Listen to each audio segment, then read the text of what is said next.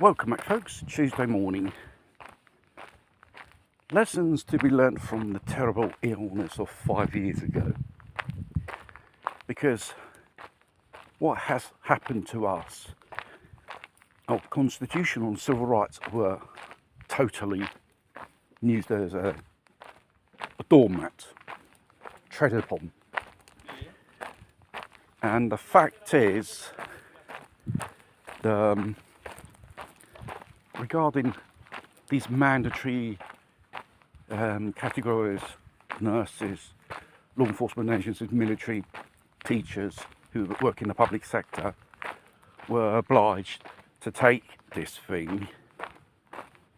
What comes out is, this pharmaceutical was, if you start going into the Italian laws about it, wasn't destinated for this use. It's not clear what it was destinated for. And another fact is, it was an experimental pharmaceutical product, a prototype. It was never ever officially clinically tested by who produced these things, and then within a few months it was produced out of thin air. And you have to take that into consideration as well. It never had no full approval authorization by no one in the world, governing bodies or authorities which vigilates on pharmaceuticals and things sold in the pharmaceutical industry in each nation. People were used as guinea pigs.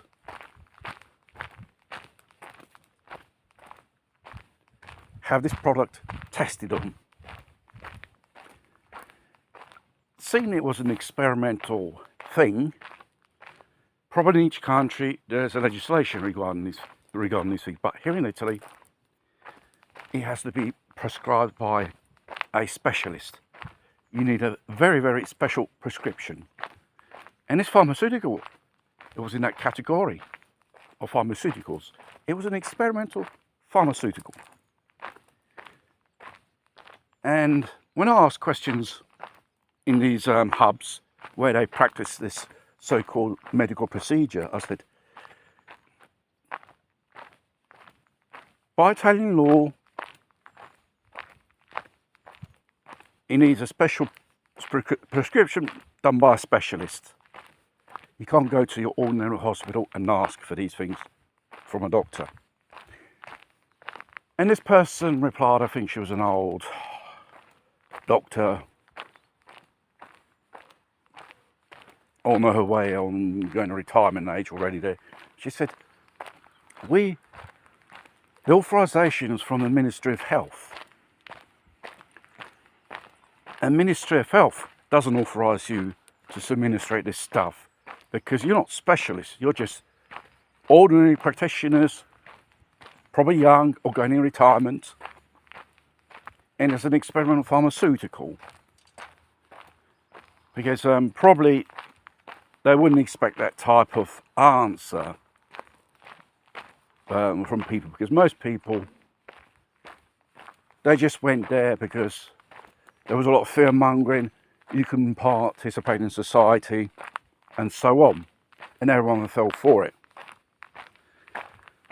And most people were victims of the negative side effects of these things. They had injuries inflicted on them from this pharmaceutical. Even death as well. There are